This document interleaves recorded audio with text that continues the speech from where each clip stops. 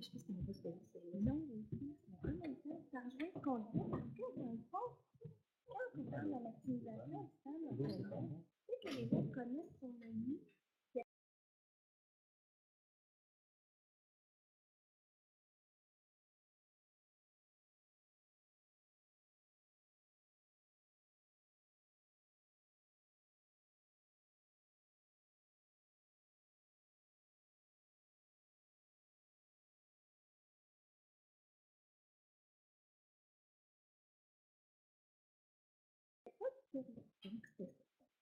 Il y a de la place devant.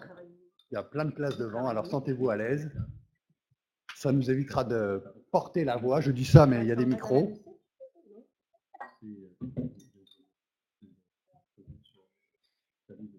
Alors, bonjour, bienvenue.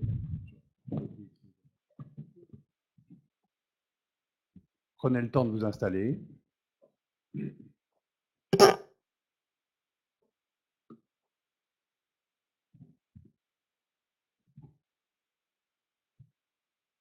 Alors, on va commencer. Mon nom est Stéphane Petit. Je suis responsable du développement des pratiques au regroupement des organismes communautaires de lutte au décrochage. Je suis également membre du comité de concertation pour le transfert des connaissances en éducation. Donc voilà, et je vais animer cette rencontre. Alors, bienvenue à tout le monde. Bienvenue aussi aux personnes qui sont en web diffusion. Voilà. Alors, on va essayer tous de respecter la prise de parole au micro, donc répondre aux signes quand on est trop loin, trop près, quand on casse les oreilles. Voilà. Et voilà. Je crois que c'est tout ce que j'avais à vous préciser en introduction. Donc, le panel aujourd'hui va porter sur savoir conjuguer temps et rythme d'apprentissage. On va aborder évidemment les questions des rythmes d'apprentissage, de la diversité des alternatives à l'échec, d'adapter des pratiques pédagogiques. Voilà.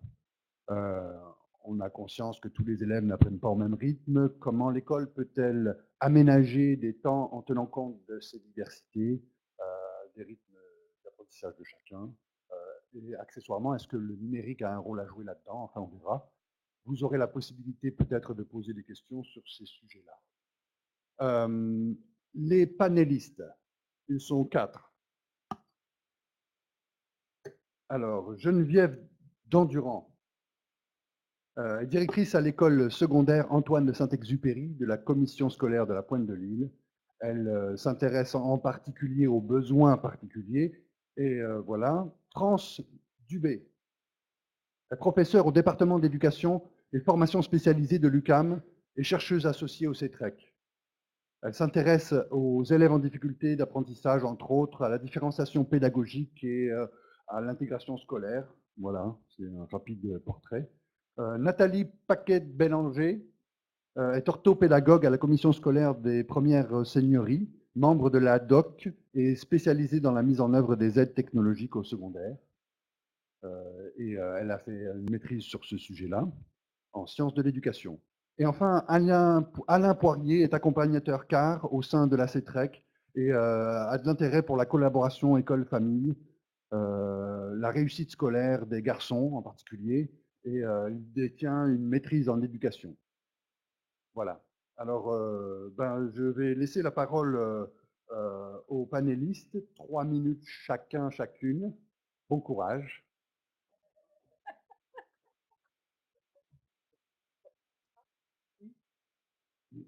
Alors, bonjour à tous.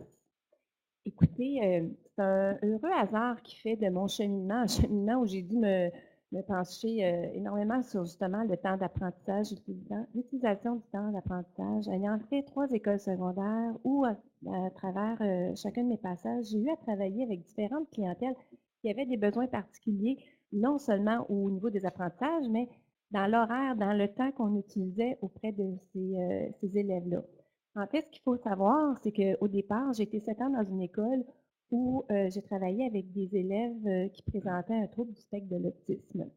Cette année, à construire, dans le fond, un point de service pour la commission scolaire où on devait justement conjuguer le temps d'apprentissage, le temps d'estimer, le temps disponible et le temps d'engagement auprès de ces élèves-là, ce qui n'était pas, chose facile en fait, qui nous a demandé d'utiliser d'énormément de créativité et c'est probablement le mot du succès qu'on peut avoir dans l'aménagement du temps, la créativité. En fait et par la suite, je me suis retrouvée là, dans une autre école, présentement Antoine de Saint-Exupéry, où là, j'ai les volets, sport-études et langue-études qui nous demandent encore une créativité pour arriver à répondre à des besoins d'élèves qui sont performants. Donc, on est dans un autre, concept tout à fait, mais la problématique reste la même. Donc, c'est quelque chose qui me passionne d'essayer de voir l'école différemment. Le concept du temps dans une école, vraiment d'aller au-delà de ce qui est prévu dans nos, je dirais, dans nos cadres qui sont parfois très rigides, mais à l'intérieur de ces cadres-là, il y a de belles solutions qui puissent être apportées. Alors, bonjour. Avant d'être professeure à l'Université du Québec à Montréal, j'ai d'abord été enseignante pendant 10 ans au préscolaire primaire, principalement en 6e année, à une époque où on a eu la nouvelle politique de l'adaptation scolaire et la loi sur l'instruction publique qui faisait en sorte que le redoublement était appliqué de manière très exceptionnelle. Même dans les premières années, on parlait d'abolissement du redoublement. Alors, comme enseignante de 6e année, je recevais des élèves qui avaient accumulé un retard important et pour lesquels je devais et je souhaitais les amener le plus loin possible dans leur cheminement au secondaire. Ça m'a amené à faire mes études de maîtrise sur le redoublement, sur les pratiques en lien avec le redoublement et sur les croyances en lien avec l'efficacité du redoublement.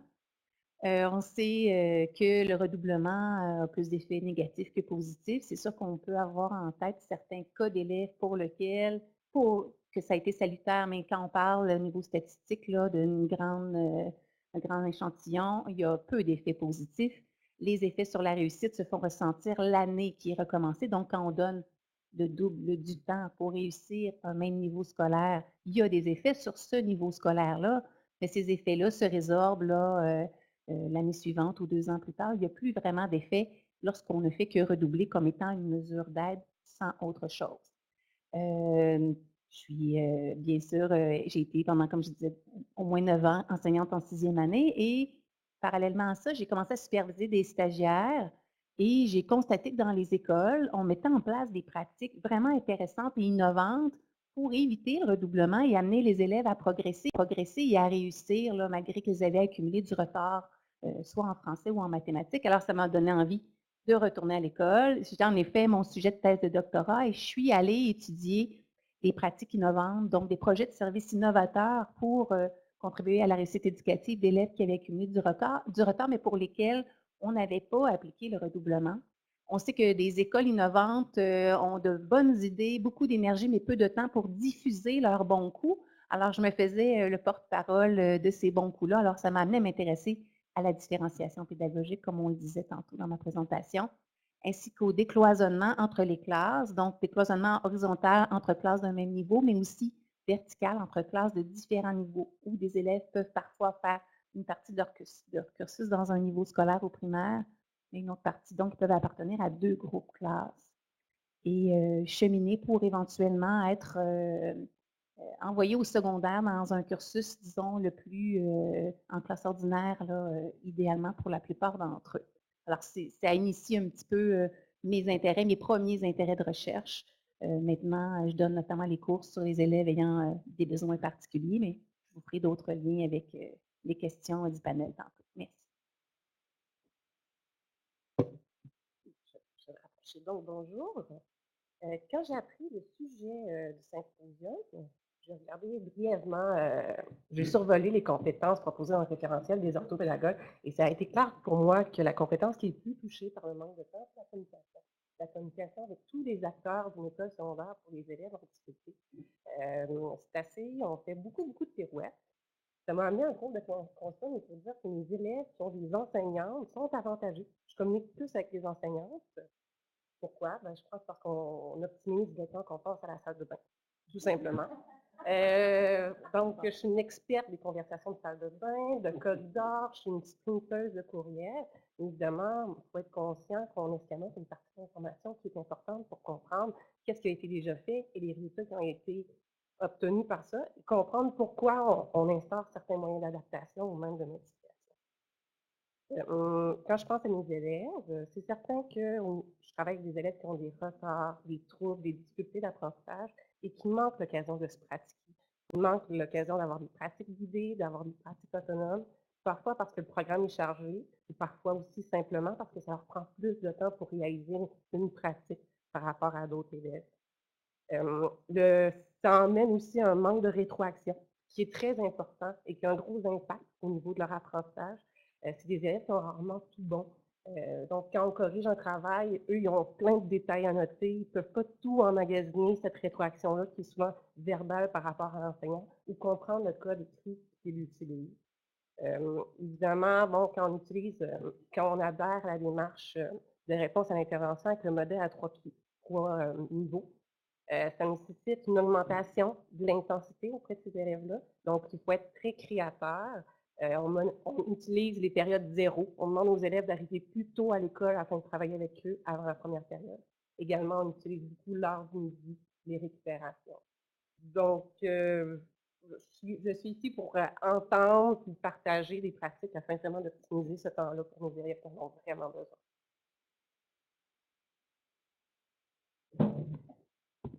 Bonjour à tous. Quand on m'a demandé de venir intervenir, c'est à titre de, je vais le faire à titre d'accompagnateur au projet CAR. Le projet CAR, on s'intéresse à la mise en place de communautés de pratiques professionnelles. Je ne finirai pas ça. C'est l'intérêt du projet CAR. Je le fais aussi à titre, la barbe blanche, peut-être donne des indices que j'ai quelques années de vécu derrière moi, dont Geneviève vient d'apprendre qu'elle est la directrice d'un super beau bateau que j'ai dirigé pendant 7 ans, donc il y a de l'affect dans tout ça. Je vais vous porter un regard sur le temps. Je pensais qu'un jour on le dompterait, ce fameux temps-là.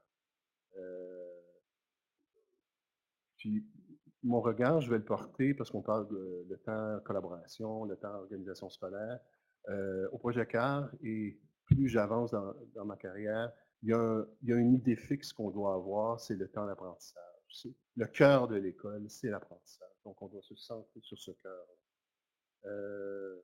On peut avoir un regard sur le temps, il doit être quantitatif, il doit être qualitatif aussi. C'est très important. Vous savez, ça fait longtemps qu'on parle du temps. Bloom, M. Bloom, qui a fait des taxonomies, dans les années 70, il a défini la réussite scolaire, je simplifie beaucoup, c'est l'apprentissage égale le temps consacré divisé par le temps nécessaire. Ça, c'est égal à l'apprentissage.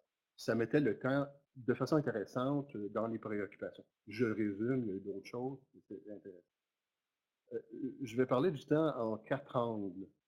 Il y a une idée de prolonger le temps. C'est prolonger le temps à l'interne. Je en parlais tout à l'heure. À l'interne, y a-t-il des moyens de s'organiser? Prolonger le temps pour tous, une démarche classique au secondaire ou au primaire, on va donner plus de périodes de pensée. Prolonger le temps à certains élèves aussi. C'est une porte d'entrée.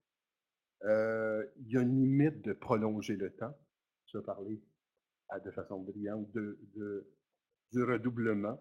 Le redoublement, on vient de démontrer que prolonger le temps harmonise sa limite. On peut aussi regarder le temps de manière à le différencier. Donc, organiser le temps dans le vécu des 23 heures des élèves, différencier ce facteur-là. À cet égard-là, pour la différenciation, il y a des vécus de belles expériences pédagogiques, de belles compétences, par exemple les 5 au quotidien, etc., qui sont des éléments de solution. On pourrait aussi le regarder sur optimiser le temps. Donc, le temps de classe, c'est sacré et il faut s'arrêter parce qu'on me dit que le temps est écoulé.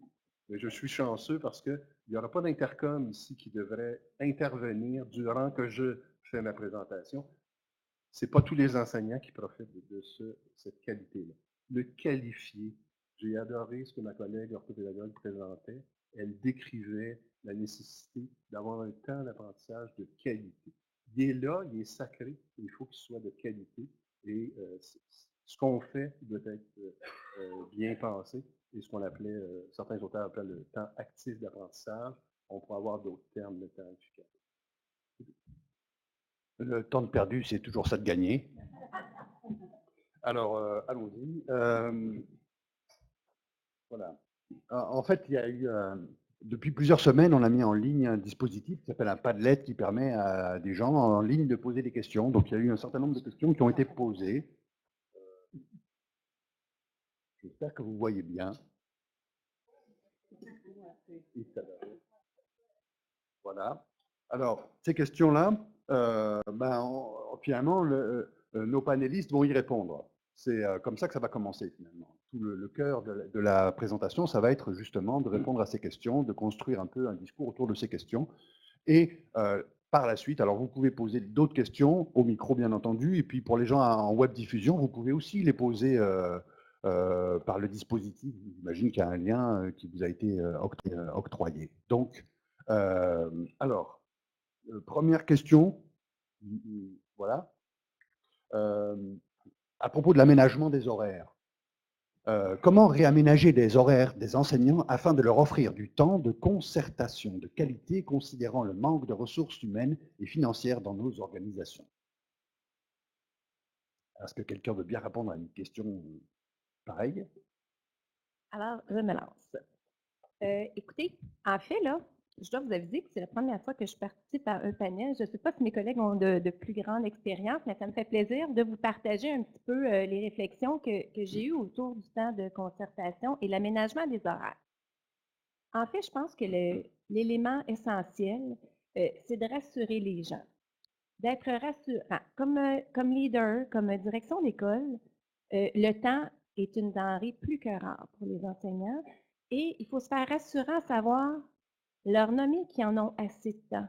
Tout dépend de la façon dont on l'organise, comment on va prioriser.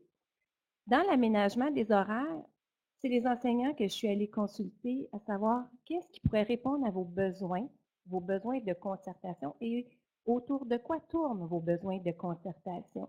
Parce que l'objet de départ était pourquoi on veut se concerter, quels sont nos objets de travail. Parce que de donner du temps de concertation, c'est une chose, encore comment on va l'utiliser. Et c'est à partir de ce moment-là qu'on s'est dit, bien, si on est capable de nommer comment on veut l'utiliser, qu'est-ce qu'on veut en faire, on va être capable de trouver les solutions qui vont nous permettre de se le donner.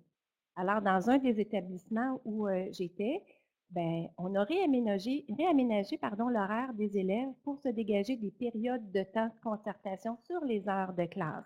Donc, les élèves, une fois par neuvaine, quittaient l'école une période plus tôt et là avaient lieu les rencontres de concertation. On avait déplacé ce temps-là sur du temps d'enseignement, donc ajouté des minutes à certains endroits pour pas qu'il y ait perte de temps auprès de nos élèves. Encore là, en ajoutant du temps à nos élèves, il faut faire attention parce qu'il faut bien l'utiliser. Je veux dire, le temps, oui, est élastique, mais de donner plus aux élèves, il fallait que ce soit bénéfique aussi pour eux.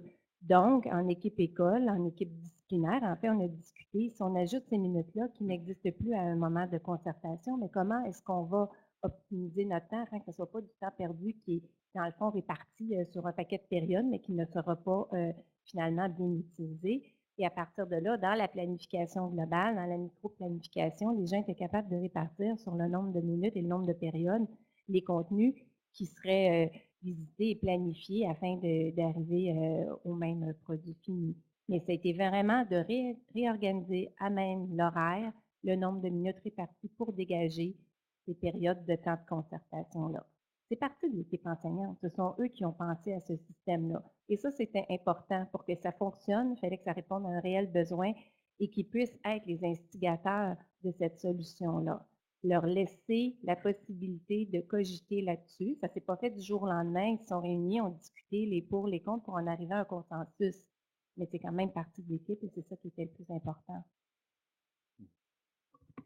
Je vais témoigner d'une expérience que j'ai vécue quand j'étais enseignante au primaire. Notre directeur, en début d'année, avant en fait la rentrée, faisait les horaires à la mitaine en s'assurant qu'au même moment, des enseignants d'un même niveau scolaire soient libérés parce que leurs élèves étaient tous auprès d'un spécialiste. Alors, moi, j'étais enseignante de 6e, les élèves des classes, des quatre classes, étaient à la même période en éducation physique, en musique, en arts plastiques et en anglais. Et nous avions une période pour nous concerter à chaque semaine. Au moins une fois, il arrivait à planifier toutes les périodes de spécialistes au même moment.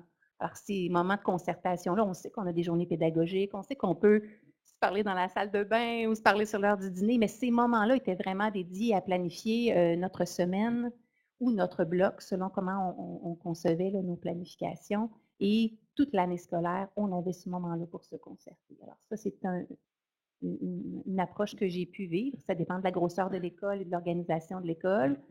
Il y en a qui font leurs horaires de manière peut-être plus avec des logiciels ou d'autres applications.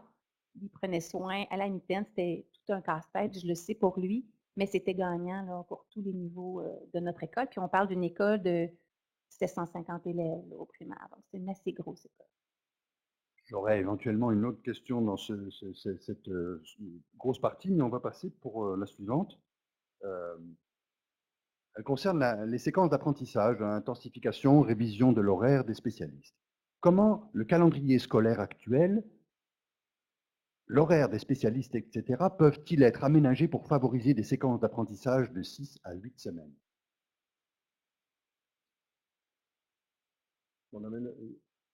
Dans cet écart-là, il y a le concept de séquence qui vient s'introduire au secondaire.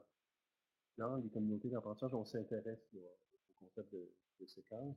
C'est une démarche qui existe, mais la part des communautés d'apprentissage, c'est que les séquences, elles sont proposées par du matériel. Elles peuvent être planifiées individuellement et concertées, malheureusement à la salle de toilette, par certains enseignants.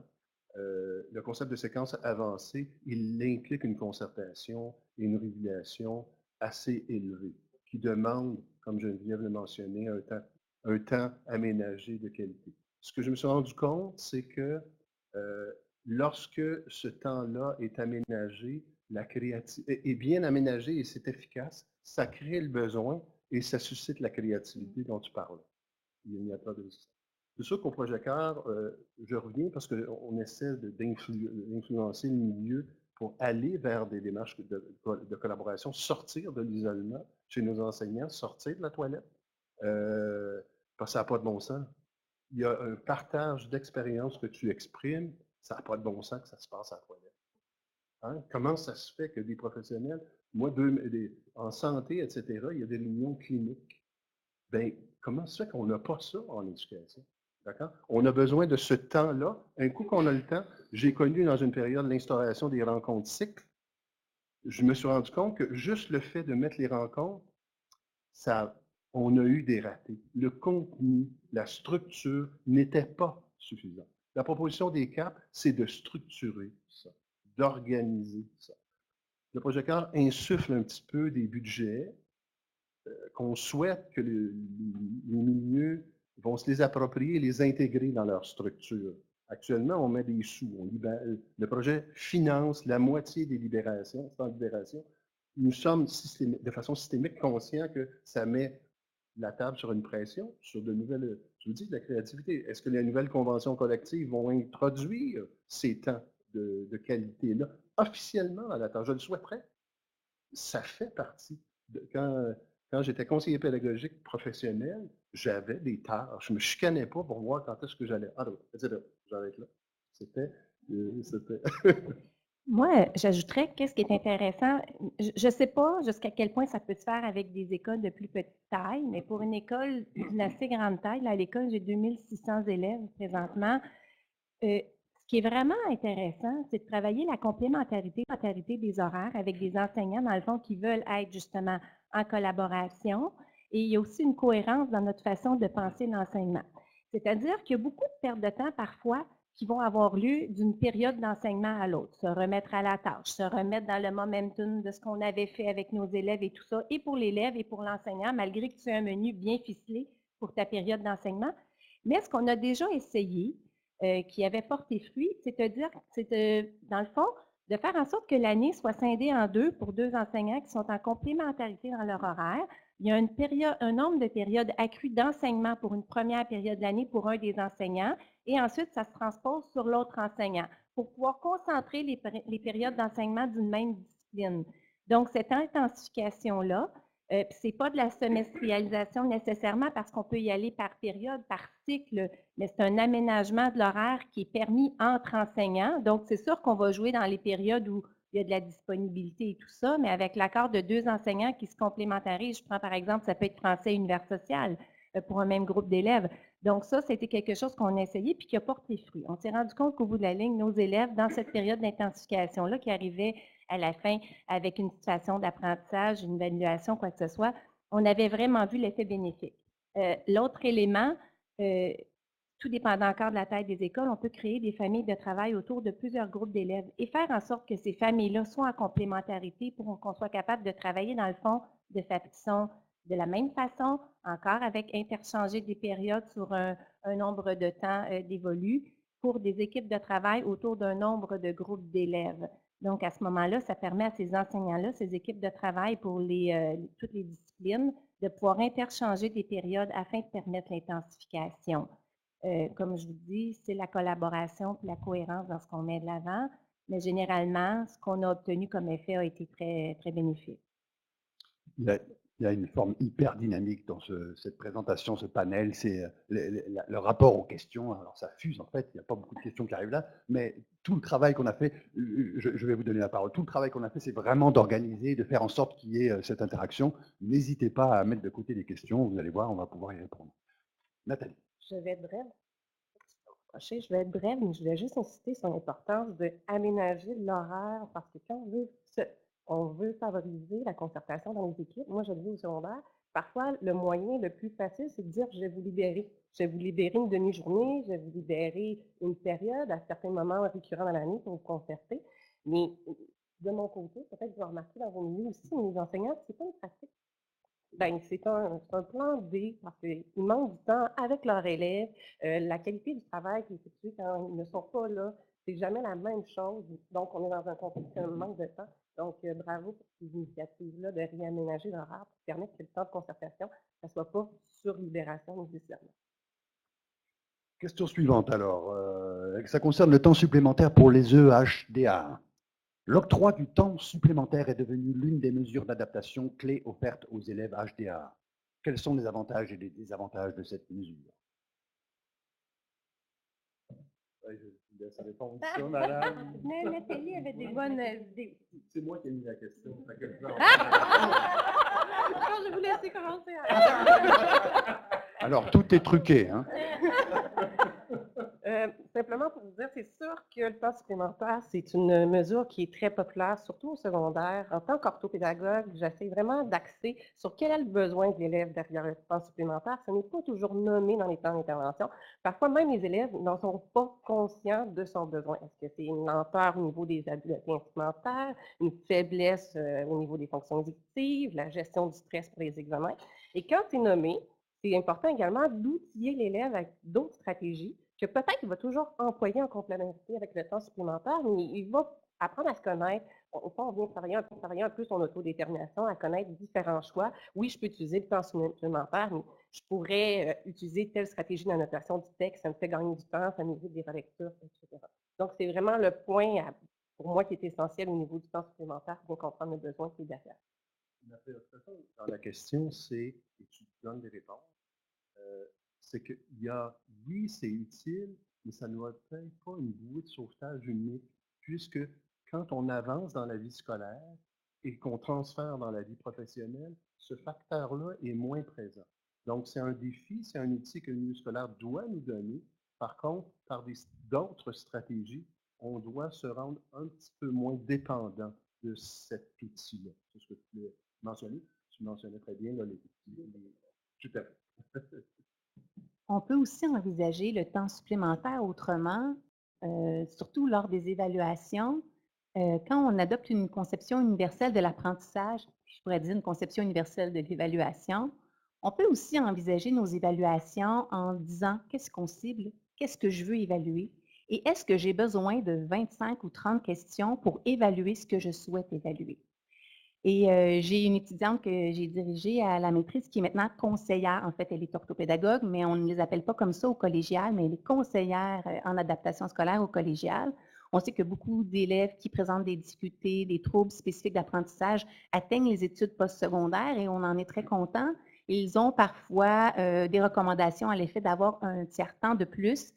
Ça demande une gestion, un local approprié à l'écart, avec isoler des bruits et tout ça. Et elle tente, et je tente aussi de le faire dans mon enseignement universitaire, d'envisager l'évaluation en se disant, mais si je prévois mon évaluation en considérant les apprentissages que je souhaite évaluer pour voir s'ils sont bien atteints, en me disant, mon examen devrait prendre les 2 tiers du temps alloué. La majorité des étudiants devraient terminer dans les 2 tiers du temps et au bout du temps, tout le monde devrait avoir terminé. Et si on envisage l'évaluation de cette façon-là, en ciblant bien comment on évalue ce qu'on souhaite évaluer, on n'aurait peut-être pas toute cette gestion-là et peut-être même que l'anxiété générée par la crainte du manque de temps s'atténuerait là. Pour vous donner un exemple personnel, à l'université, on a des cours de 3 heures. J'ai des groupes parfois de 80 étudiants. Mon cours porte sur les élèves ayant des besoins particuliers. Au fur et à mesure que la session avance, « Ah, moi, madame, j'ai un TDAH. Ah, moi, madame, j'ai... » Puis je les avise, là, on a 2 examens pendant la session. Je vous rassure, la majorité d'entre vous allez avoir le temps de répondre aux questions dans les 2 heures. Il y en a qui veulent réviser, il y en a qui sont plus anxieux, il y en a qui vont bloquer sur certaines questions en raison du stress. Vous allez avoir tous le temps de terminer à l'intérieur de 3 heures. Alors, juste ça, pour tous, ça diminue le stress, l'anxiété. C'est une autre façon d'envisager l'évaluation, mais il faut le voir comme ça. Qu'est-ce qu'on souhaite voir? Est-ce qu'on souhaite voir les plus rapides ou on souhaite voir ceux qui sont vraiment compétents et ont développé les compétences qu'on souhaite évaluer? Alors, je pense que c'est une autre façon d'envisager la situation, mais j'essaie de le mettre de l'avant, puis on y pense aussi là, à différents ordres d'enseignement, donc du primaire au postsecondaire. Quand on parle de différenciation, effectivement, cet exemple-là est vraiment hyper intéressant, mais je pense aussi à mes élèves qui travaillent plus vite, sont plus vite, comprennent plus vite, sont plus performants, qui, eux, finalement, quelle est la différenciation qu'on puisse leur apporter? Parce que nos élèves qui ont ces difficultés-là, on a les mesures qu'on peut essayer de mettre en place et tout ça, mais pour mon élève, lui, qui est toujours plus rapide, qui n'a pas besoin, évidemment, de tout le temps, comment est-ce que je vais utiliser ce temps-là que mon élève aura à sa disponibilité pour pouvoir continuer dans son processus d'apprentissage et justement, pas se retrouver en panne et lui, pour lui, le temps compte, parce que là, le temps n'est plus utilisé. Donc, il y avait ce revers-là aussi auquel on doit penser, on doit s'intéresser à ces élèves-là également. Donc, de là, toute l'importance finalement de réfléchir à le temps qui est nécessaire pour d'autres et le temps qui est disponible pour d'autres. Oui, merci. Effectivement, ça soulève d'autres questions. On poursuit avec des questions sur l'aide technologique. Comment devrait-on utiliser les aides technologiques pour favoriser les apprentissages? Oh, oh. Évidemment, c'est un de mes sujets préférés. C'est sûr et certain que les aides technologiques, c'est un bon moyen d'adaptation au secondaire quand ils sont bien employés auprès des élèves qui ont eu une analyse de besoins rigoureuse qui ont été menée. Ça peut leur permettre justement de prendre moins de temps et de pouvoir développer des capacités de plus haut niveau. Il y a une préoccupation qui a été exprimée par la DOC dans un mémoire qui a été déposé sur la réussite éducative en 2016. C'est très important au niveau des aides technologiques, c'est que ça ne devienne pas un outil pour une alternative, pour ne pas avoir du temps de remédiation avec ces élèves-là, une remédiation probablement orthopédagogique qui leur aurait permis de remédier en partie ou en totalité à leurs difficultés. Ça aussi, il faut faire très attention. L'aide technologique, quand c'est utilisé par l'élève, c'est un bel outil, mais ça vient au bout d'un processus où on a vraiment accompagné l'élève et qu'on a travaillé sur ses difficultés. Je pourrais ajouter aussi que l'aide technologique, en fait, c'est une pilule miracle qu'on avait discuté, mais ça nécessite un coup qu'on la met en place auprès d'un élève, ça nécessite du temps pour qu'il puisse utiliser d'autres stratégies, tout en utilisant son aide technologique, tout en ayant conscience de le moment où c'est opportun, puis de l'optimiser, en fait. L'autre défi avec l'aide technologique, c'est qui va entraîner l'élève à l'utiliser, cette aide technologique? Qui va le soutenir dans cette utilisation-là? Il faut que les gens qui puissent soutenir nos élèves soient eux-mêmes connaissants et possèdent l'utilisation de ces outils technologiques. Et ça, c'est vraiment un très grand défi. Puis à qui ça appartient aussi? Est-ce que ça appartient à l'enseignant, à l'orthopédagogue, à l'éducateur spécialisé? Qui va soutenir l'élève? Donc ça demeure vraiment entier dans la question parce que les gens se lancent la balle, je peux comprendre, mais comment on peut en arriver dans le temps qui nous est disponible de pouvoir soutenir nos élèves à l'utilisation et qui on forme pour les entraîner et pour pouvoir les utiliser avec nos élèves, il faut être connaissant de ces outils-là. Malheureusement, parfois les élèves, bon, vous savez, ils ne vont pas nécessairement les utiliser, même s'il y a toutes sortes de choses, mais il y a aussi parfois où on ne va pas aller de l'avant en leur disant, bien, ton outil, tu dois t'en servir, ton outil, tu dois t'en servir, parce que peut-être que nous-mêmes, on ne se sent pas connaissant de l'outil, de ce qu'on a à utiliser. Et donc, il y a un petit peu tout ce nuage-là là, autour des aides technologiques. C'est un outil. Peux-tu aller? Je vais faire du pouce sur ce qui vient d'être dit. Effectivement, au primaire et au secondaire, au post-secondaire, les étudiants, la moitié des étudiants ont leur portable ou leur tablette là, au cégep, à l'université. On les voit parfois taper à l'ordinateur et tout ça, c'est quelqu'un qui aurait une aide technologique dans son portable versus un autre qui a son portable, on ne le verrait pas. Par contre, au secondaire, certains y ont droit, ils ne vont justement pas l'utiliser par crainte d'être stigmatisés, par le regard des autres. C'est pas vu comme un privilège. C'est vu vraiment comme, bon, j'ai besoin d'une aide, c'est différent. Puis parfois, c'est assez visible ce qu'il utilise. Là, il n'est pas en train de faire du Word. Alors, parfois, ils peuvent être bien accompagnés, mais être réticents à l'employer pendant l'apprentissage. Si c'est employé pendant l'évaluation, dans un local isolé, loin du regard de leur père, peut-être, mais on sait, hein, au secondaire, le regard des autres est très lourd et malheureusement, ils peuvent être bien outillés, bien formés, bien accompagnés, mais ne pas vouloir les utiliser pour cette raison-là. Un des défis dans mes échanges avec la communauté de pratique de direction que j'anime, j'en anime 2, 3 sur, on aborde le passage primaire-secondaire. Et l'un des défis, c'est cette fameuse adaptation de l'utilisation des technologies. Et il y a une direction d'école qui a formé un groupe de travail avec ses enseignants centré sur l'utilisation des technologies. Et elle, après quelques temps, elle dit, Alain, ce n'est plus centré sur l'utilisation des technologies, c'est devenu centré sur nos stratégies d'enseignement avec la technologie. Ça a changé de lui. Puis même, ils sont sortis de la technologie pour dire comment on différencie, comment on adapte, etc. Donc, c'est redevenu ce que ça devait être, un crayon hyper moderne. Oh, 1 minute, oui. Une petite minute, juste partager un projet qui est lié à Polyvalente de Charlebourg pour justement accompagner ces élèves-là qui ont des outils d'aide technologique et qui arrivent souvent du primaire. On ne les connaît pas tant, les élèves, et ils arrivent avec leur machine. C'est des périodes de BCD qui ont été dédiées pour des enseignants qui font partie du comité WAC, outils d'aide technologique. Et 4 midis sur un cycle de 9 jours, ils ouvrent un local où ils accueillent des élèves utilisateurs d'aide technologique. Et on a fait un système de badge, c'est-à-dire que vraiment, on a des compétences techniques qu'on a hiérarchisées et que l'élève passe des petits tests qui nous permettent de savoir est-ce qu'il maîtrise bien ses outils, est-ce qu'il se rappelle comment on fait telle chose, qu'on le change en anglais. Donc, ça a été une façon d'aménager, de mettre en place un projet pour soutenir les élèves qui étaient déjà utilisateurs. Merci pour ces précisions. J'ai une dernière question avant de vous laisser la parole éventuellement. Ça concerne la différenciation pédagogique.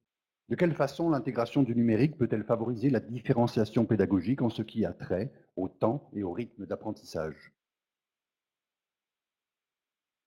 Vu que le micro est placé, je peux y aller. C'est sûr que moi, j'adore l'utilisation de la technologie aussi par l'enseignant, pour l'enseignement. Ça peut faire une grande différence. 2 exemples rapides pour nos élèves qui ont des difficultés. Juste avoir une balado dictée. Un enseignant en français qui donne une situation de dictée. Dans une classe, on a toutes sortes de rythmes d'apprentissage différents, toutes sortes de rythmes d'exécution, des capacités d'attention différentes. Donc, si l'enseignant peut au préalable enregistrer sa dictée, que les élèves qui ont des besoins l'écoutent, la fond papier ou à l'ordinateur, ça vient de régler beaucoup de problèmes et ça permet à l'élève d'avoir une situation d'apprentissage signifiante plutôt que juste de courir après la montre et de manquer de temps pour terminer la tâche. Également, quand on pense à toutes les séquences qu'on peut simuler d'enseignement que l'élève réécoute au moment qui est plus disponible, parce que parfois, même s'il est assis dans la classe, il n'est pas tant disponible à recevoir les explications. Lui, il va avoir besoin plus d'une fois de les entendre. Donc, les enregistreurs vidéo avec les PMI, c'est magique. On ne se complique pas la vie, on l'active et ça se transforme en MP4 que l'élève peut réécouter à différents moments. Il fait juste à le rendre disponible à l'élève. C'est wow, on aime ça. Sans que ça devienne la panacée, je connais un enseignant de mathématiques qui produisait des capsules vidéo explicatives. Il mettait ça sur le net pour ses élèves. Donc, dire que c'était très utilisé. Okay? Donc, les reproches technologiques qu'on reproche à nos jeunes, exploitons-les positivement. Ils y allaient sur les notes et ils adoraient ça. Et c'était pas si lourd. On a des plateformes maintenant gratuites d'enregistrement de capsules qui sont très, très, très performantes. Je reviens encore avec la conception universelle de l'apprentissage pour des élèves qui ont des besoins particuliers, mais pour tous les élèves, de faire une démonstration, notamment en géométrie, sur différentes mesures, translation, rotation, les éléments plus complexes, que le professeur commente et fasse la démonstration et puisse rendre ça disponible pour l'élève de retour à la maison qui a un devoir à faire et qui a besoin de revoir la démonstration. On pense aux élèves qui ont des besoins d'apprentissage particuliers, mais tous les élèves ont des besoins parfois d'un rappel, de démonstration. Alors, je pense que cette technologie-là peut être employée. On l'emploie toute la technologie. On a différentes plateformes pour communiquer entre nous, pour parfois s'enregistrer, garder en mémoire certaines informations. Je pense qu'il faut démocratiser ces utilisations. Merci. On a un quart de poil de seconde d'avance, alors je vais revenir sur la question qu'on a laissée de côté. Ça concerne l'aménagement des horaires, encore une fois. Et comment cet aménagement d'horaire peut-il favoriser l'apprentissage des élèves? Je reviens au début de la discussion. En fait, l'aménagement des horaires peut répondre aux besoins des élèves dépendamment des disciplines et du temps d'enseignement qu'on doit y consacrer. Je prends par exemple, au niveau des élèves sport-études, c'est évident que ces élèves-là mettent un très grand nombre d'heures à la pratique, dans le fond, de leur sport. Et comment est-ce qu'on pouvait en arriver à aménager l'horaire en leur permettant de pouvoir exercer la pratique de ce sport-là et pouvoir arriver à faire leurs apprentissages. C'est sûr qu'on a fait des horaires qui nécessitent une diminution du nombre de minutes d'enseignement par discipline, mais par contre, lorsqu'on a regardé avec les enseignants ce qui est à travailler avec les élèves, on est arrivé au savoir essentiel. Donc, l'élève, à travers la priorisation qu'on fait des savoirs essentiels dans un horaire qui est réduit, pourra accéder à une pratique du sport fédéré pour lequel il fait partie. Et on ajoute à ça tous les élèves également, et là on tombe dans un autre contexte, mais tous les élèves qui vont à l'extérieur pour pouvoir participer à des compétitions, soit en sol européen ou américain, mais qui vont quitter l'école pendant de nombreuses journées. On a mis en place une plateforme à travers laquelle les enseignants et les élèves peuvent communiquer ensemble justement pour, lorsqu'ils sont à l'extérieur, être capables de maximiser le temps d'enseignement qu'ils peuvent recevoir à travers cette plateforme-là. Donc ça, c'est une des idées qu'ils ont mis de l'avant. Puis moi, je parle au nom de l'école, de mon équipe école, parce que moi, je suis rien là-dedans. Ce sont eux qui ont tout mis ça à profit. Mais bref, on a quand même le souci de penser comment l'aménagement du temps peut se faire autrement pour ces élèves. Aménagement de temps veut aussi parfois dire organisation de l'enseignement. Alors, dans un projet recherche où un des enseignants est actuellement dans la classe, on offre des possibilités de décloisonner, de co-enseigner ou de co-enseigner en décloisonnant et en impliquant l'orthopédagogue qui vient en classe pour parfois faire du co-enseignement en atelier notamment, où il va y avoir différentes activités où les élèves vont pouvoir effectuer une rotation à travers les activités, mais l'orthopédagogue va pouvoir offrir un appui, un soutien supplémentaire auprès d'un certain groupe d'élèves. Une autre enseignante peut proposer des activités d'approfondissement. Un autre va travailler avec le tableau numérique, tableau blanc numérique pour justement faire la modélisation et les élèves de plusieurs classes peuvent être dans un même local ou dans différents locaux, mais qui ne sont pas leur classe d'origine, si on peut dire, avec plus d'intervenants, ce qui favorise l'engagement des élèves. Ils ont davantage rapidement réponse à leurs questions. Certains vont travailler en équipe de 2, en équipe de 4, individuellement. Alors, je pense que quand on arrime les temps d'enseignement en collaborant puis en mettant en profit plusieurs intervenants autour de l'élève, il y a même l'orthophoniste qui vient lors de ces décloisonnements-là et ce co-enseignement-là. Alors, tous dédiés en vue d'un but d'apprentissage, mais avec beaucoup d'interactions entre les élèves, entre les intervenants avec les élèves, et on voit que leur temps d'engagement est maximisé là, à l'intérieur d'une période donnée. Je me fais un complément, un étage complémentaire, c'est qu'il y a arrime le temps d'enseignement et arrimer le contenu d'enseignement. Là, on touche les séquences d'enseignement, c'est ce concept-là. Lorsque on arrime pour un même groupe d'enseignants ce sur quoi on va travailler, ça augmente l'efficacité. Je fais un exemple, un orthopédagogue qui travaille avec 3 enseignants qui ne se concertent pas.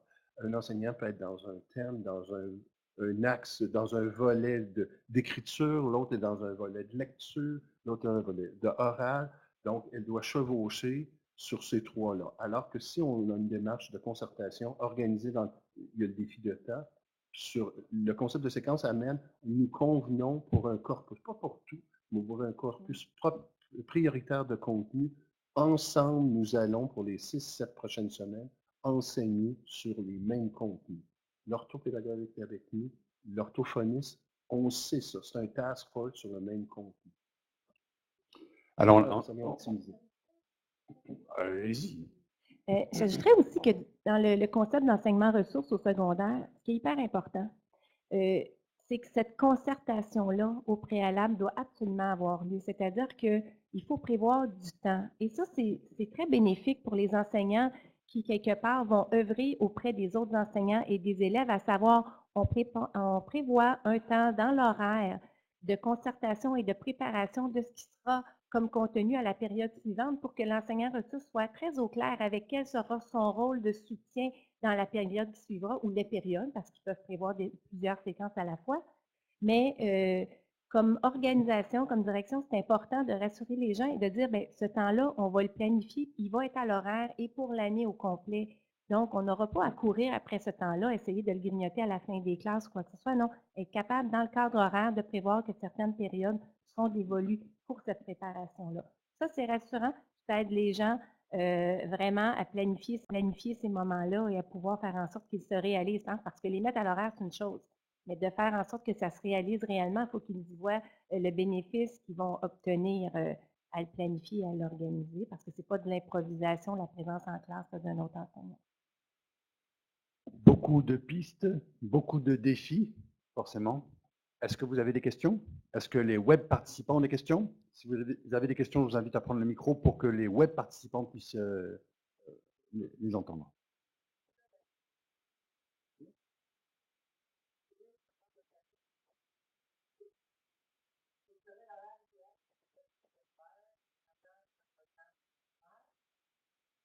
Sachant que les élèves sont tous disponibles pour les apprentissages de telle heure. Dans le cerveau, dans le formol, avant une telle heure. On les amène à l'école à 8 heures dans cet endroit. Alors, la table que je vous entends. Excusez-moi, est-ce que vous pouvez dire votre nom au micro, s'il vous plaît? Mon nom est Hélène Bourdin, je suis présidente de l'Association montréalaise des directions d'établissement scolaire à Malbaie. Merci. Qui se sent de répondre à cette question? Je vous dirais qu'effectivement, il faut être sensible à ça et la solution réside peut-être en choisir le contenu d'enseignement d'une première période à nos ados.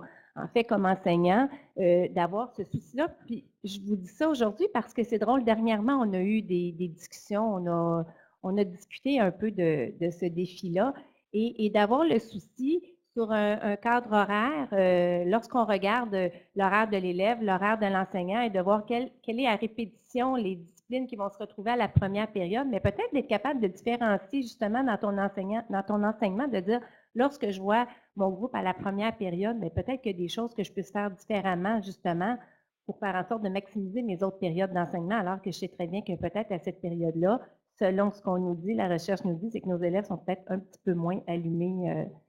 Mais bref, ceci étant dit, je pense qu'il faut vraiment y réfléchir parce que c'est vraiment une réalité. Merci.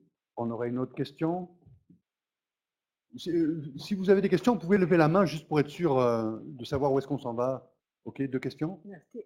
Rakia Laroui, à l'UQAR, professeur sciences d'éducation UQAR. Merci beaucoup pour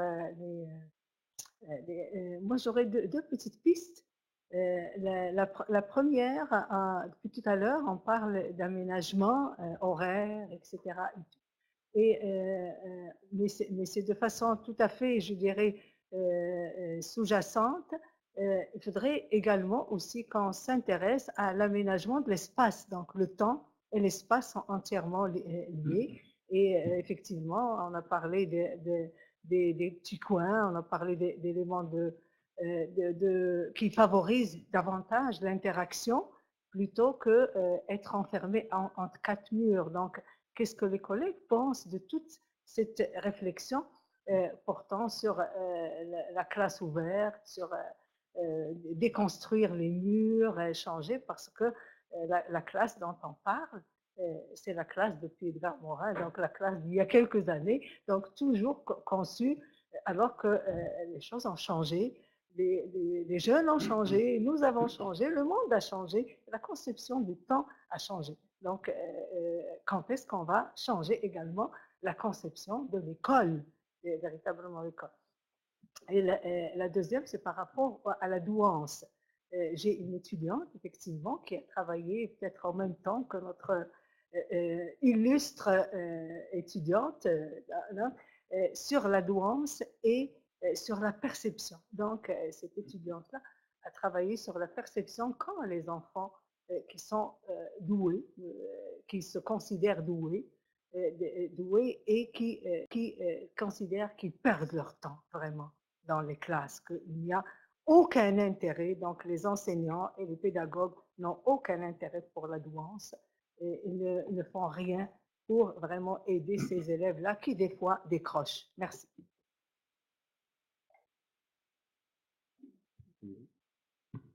En ce qui a trait à l'espace, il y a eu une période ici au Québec où on a beaucoup trippé sur l'ouverture de l'espace et on a retraité un peu.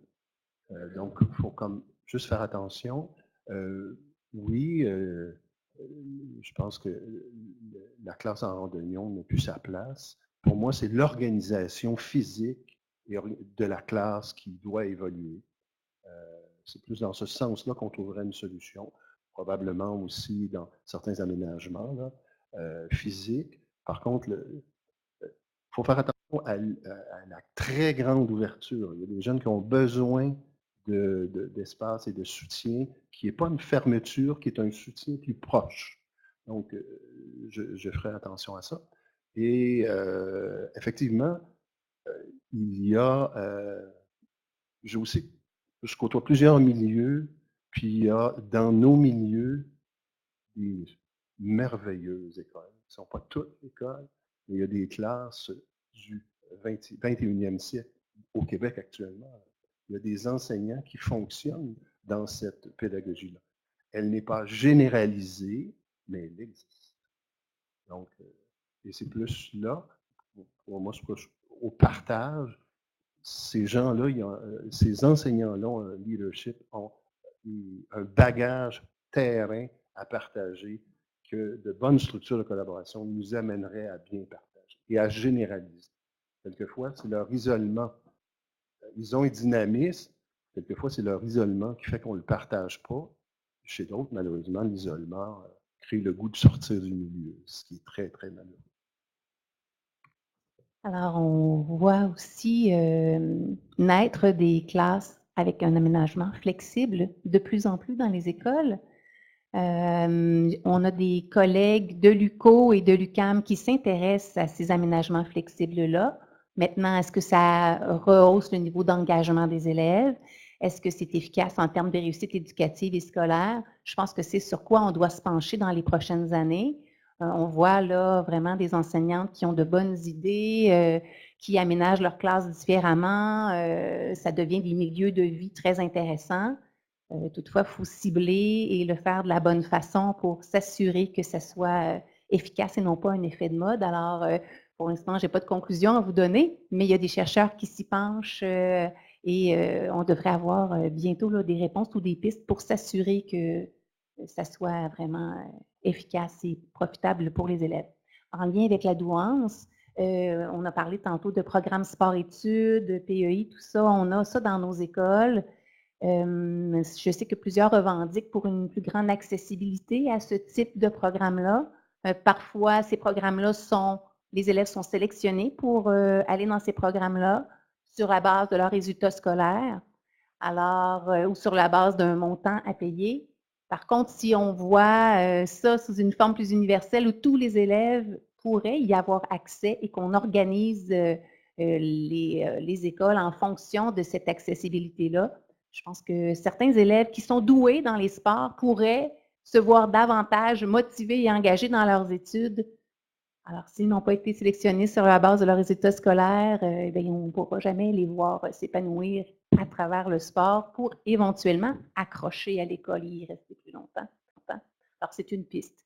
Peut-être revoir un peu les modes de sélection ou de ne pas avoir de mode de sélection. Ça amène toutes sortes de problématiques organisationnelles et de place et tout ça, je le sais, mais on peut rêver. Alors, on discute et on rêve. J'ai vu, excusez-moi, j'ai vu 2 mains se lever. Il nous reste très, très peu de temps. Je voudrais qu'on puisse permettre aux Je gens... veux juste terminer, j'ai une fantaisie. Moi, ce que je vous dirais, c'est que si pour nos élèves en difficulté, ils peuvent se prévaloir d'une 3e année au premier cycle du secondaire, mais pourquoi qu'un élève doué ne pourrait pas se prévaloir d'une année au premier cycle et passer au 2e cycle? Est-ce qu'on peut être capable de différencier pour ces élèves-là qui ont des besoins et peut-être assouplir un régime pédagogique qui cadre peut-être bien les choses? Puis j'irais même jusqu'à dire, est-ce que l'année scolaire telle qu'on la vit dans un horaire est encore d'actualité? Mais j'aime beaucoup la créativité, alors... Je suis bien obligé de réduire les temps de parole à chacun. Il nous reste 5 minutes, c'est sur le bilan final, donc ça m'arrange aussi de gruger sur ce bilan-là. Tant pis pour le bilan, désolé. Posez vos questions, je pense que c'est prioritaire. Ma question revient aux les séquences d'apprentissage. Le gouvernement a changé ce qu'ils disent, on veut des étudiants, une richesse d'apprentissage. Puis ça ne marche vraiment pas dans 1 heure, 1 heure, 1 heure, 1 heure. Puis je vois avec les élémentaires qui, dans les stages, peuvent faire les séquences d'apprentissage et évaluation pendant leur stage. Avec les secondaires, c'est tellement difficile. C'est presque une blague parce qu'il n'y a pas de temps dans 13 semaines pour assez de temps pour les étudiants d'aller dans leur richesse. Alors, ça lié aux plusieurs questions qui étaient faites, mais pourquoi est-ce qu'on ne refait pas le calendrier scolaire tout à fait? Ça ignore le développement des ados, comme quelqu'un a dit. Ils sont tout à fait fatigués dans le matin, ils ne sont pas prêts pour l'apprentissage, puis on peut changer, peut-être, il y a les autres provinces, Colombie-Britannique, on peut prendre les cours, 4 cours en premier semestre, en hiver, on prend 4 cours. Ici, on n'a pas de flexibilité et ce n'est pas juste pour les gens doués, c'est pour tous les étudiants que ça ne marche vraiment pas. Ça, c'est ma question. Comment est-ce qu'on peut vraiment revoir? Ce n'est pas pour les parents qu'on fait le schedule, ce n'est pas pour les enseignants, c'est pour les étudiants. Votre nom, s'il vous plaît, au micro. J'avais un commentaire, mais le palmarès. Merci pour ce commentaire. Juste avant que vous posiez votre question, on va juste voir s'il y a une réponse en 15 secondes. Moi, parce que tu donnais la réponse, comment tu proposais la semestrialisation, ça existe au Nouveau-Brunswick. Tu me dis que ça existe encore au Colombie-Britannique.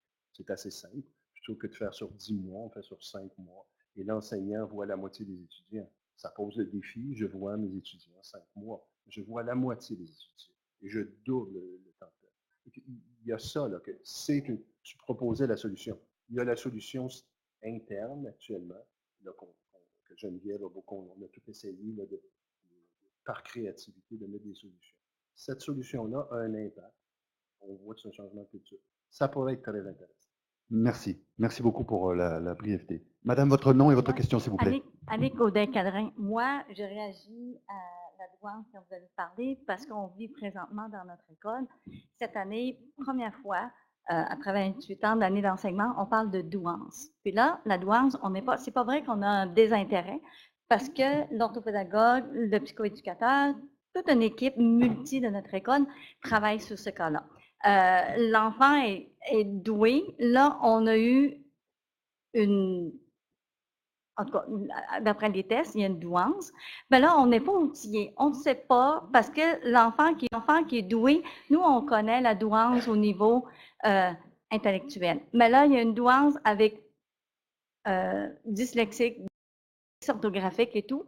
On n'est pas outillé, on ne sait pas, on n'est pas assez... fait que là, on n'est pas désintéressé, mais on se pose la question, comment on peut faire pour accompagner ces jeunes-là? On n'arrive plus à savoir quoi. De plus en plus, on entend parler dans nos écoles, puis là, des tests passent pour ces élèves-là. On a 5-6 élèves qui sont doués, mais comment on peut faire pour les accompagner? On ne comprend même pas cette douance-là, parce que ce n'est pas juste au niveau intellectuel, là, ce qu'on voit. Merci, madame. Je ne sais même pas si on a le temps pour répondre. Il reste 30 secondes. Il reste 30 secondes. En même temps, est-ce qu'il y avait vraiment une question? En tout cas, le commentaire, il est pertinent. Et puis, je suis sûr qu'il rassemble... voilà. Le mot de la fin. Désolé, on en est rendu là. Parce que si vous voulez manger, sinon on peut continuer à jaser. Le mot de la fin, ça serait de dire que, finalement, je reviendrai au premier mot qui a été prononcé quasiment, c'est le mot créativité. C'est le mot que je retiens, en tout cas, parce qu'il y a eu plusieurs pistes. Et je notais, en même temps que je prenais les notes sur ces pistes, je notais les défis qui allaient avec. C'est les corollaires. On change un truc, on modifie quelque chose, et puis voilà, bing, bam, boum, il faut se réadapter, relancer des machines, reformer des gens, le numérique, tout ça, ça pose plein de questions. Le temps qu'on alloue aux jeunes, est-ce qu'on diminue le temps prévu pour l'évaluation pour permettre à chacun d'accéder à son rythme? Ça pose des questions, par exemple, je vous en donne une vite fait, ça pose la question de montrer du doigt ceux qui sont plus longs. Donc toujours une certaine forme de discrimination, mais c'est des choses qui... Est-ce qu'on n'est pas obligé d'en passer par là? Voilà. Juste avant de vous quitter, pour le repas, je vous rappelle, on m'a demandé de le faire à plusieurs occasions, donc vous rappelez qu'au 4e, il y a le cercle, c'est un espace où vous pouvez aller prendre vos lunchs, et qu'en bas, l'autre espace, c'est le jardin, il s'appelle comment, je ne sais plus, le jardin quelque chose, espace jardin, merci, et que c'est dans cet espace jardin que vous trouverez les plats pour celles et ceux qui ont des lunchs particuliers. Voilà. Ceci pour ne pas vous montrer du doigt, etc. Merci beaucoup à tout le monde, merci aux web participants, et bonne fin de journée. Oui.